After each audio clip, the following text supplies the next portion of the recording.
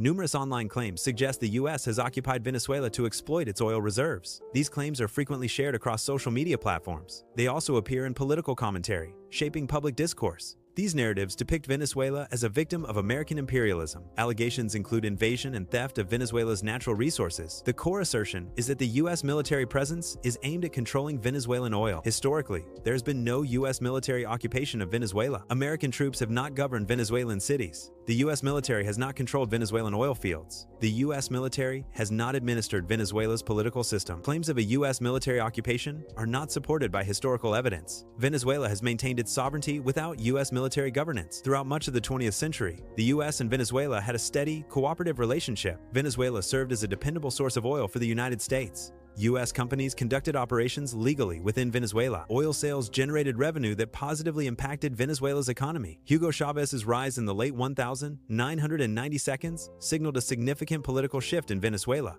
Chávez adopted an anti-U.S. stance, reshaping Venezuela's foreign policy. A key policy was the nationalization of Venezuela's oil assets. This nationalization altered the economic relationship with the United States. Chávez also pursued alignment with countries considered rivals of the U.S. These actions collectively redefined the dynamic between Venezuela and the United States. Venezuela possesses substantial oil reserves. The U.S. shale oil boom decreased American reliance on Venezuelan crude oil. This reduced dependence made occupying Venezuela economically less attractive. The strategic rationale for occupying Venezuela diminished by the 2010 seconds. Therefore, occupying Venezuela became both economically unnecessary and strategically irrational. The U.S. imposed economic sanctions on Venezuela. The sanctions aimed to pressure Nicolás Maduro's government. These sanctions negatively impacted living conditions in Venezuela. The actions did not involve military occupation or seizure of territory. Venezuela's economic collapse began before the imposition of the harshest U.S. sanctions. Corruption and mismanagement of PDVSA, the state oil company, were significant factors. Over-reliance on oil revenue also heavily contributed to the economic crisis. U.S. sanctions accelerated the collapse,